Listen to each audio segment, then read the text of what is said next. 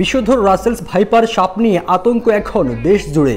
এরই মধ্যে 5 ফুট লম্বা একটি সাপ উদ্ধারের ঘটনায় পুরো জেলা জুড়ে আরও আতঙ্ক ছড়িয়ে পড়ে। স্থানীয়রা জানায় একটি সাপ নদী পার হচ্ছে, কাছে গিয়ে দেখেন সাপটি রাসেলস ভাইপার। পরে লাঠি দিয়ে আঘাতের পর সাপটি আটক করে এলাকায় নিয়ে আসা হয়। শরীয়তপুরের জাজিরায় পদ্মা নদীর থেকে বিষাক্ত রাসেলস ভাইপার সাপটি উদ্ধার করা হয়। সাপটি ধরে আনা সোহেল মাতবর জানান, পদ্মা নদীতে সাপটি দেখতে পাই, পরে লাঠি দিয়ে পিটিয়ে সাপটিকে আহত করে নিয়ে আসি। সন্ধ্যাবেলা ঘর ঝাড়ু দিমু, ঝাড়ু আনতে গেছি মতন ওটা গদে থেকে মাথাটা বাইকেরা আমার কামড় দিস।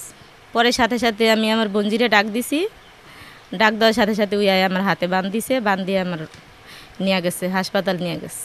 আমরা সখীপুরবাসী সাপের ইয়াতে আমরা খুব আতঙ্কে আছি। সাপের যেই আক্রমণটা বেড়ে গেছে এবং সেই সাপের আক্রমণ থেকে জানি আমরা মুক্তি পাই এবং আমরা জানি সুন্দরভাবে সুন্দর একটা জীবন যাপন করতে পারি। প্রত্যক্ষদর্শী মোহাম্মদ রাসেল আকন বলেন, জাজিরায় রাসেল ভাইপারের বিচরণ বেড়ে গেছে, সবসময় আতঙ্কের মধ্যে থাকতে হয়। এই বিষধর সাপ থেকে আমরা মুক্তি চাই। আমাদের সখীপুর যে অঞ্চলটা রয়েছে, বিশেষ করে শরীয়তপুর সখীপুরে ইদানিং ধরে সাপের উপদ্রবটা অনেক বেশি বেড়ে গেছে। তো গত 20 দিনে 2 জন লোক কিন্তু এই সখীপুরে মারা গেছে। এখনও প্রতিনিয়ত 2-1 জনকে সাপে কামড় দিচ্ছে। পরে স্নেক রেস্কিউ টিম বাংলাদেশকে জানালে রাত 12টার দিকে এসে রাসেলস ভাইপার সাপটি নিয়ে যায় এই সংগঠনের কর্মীরা।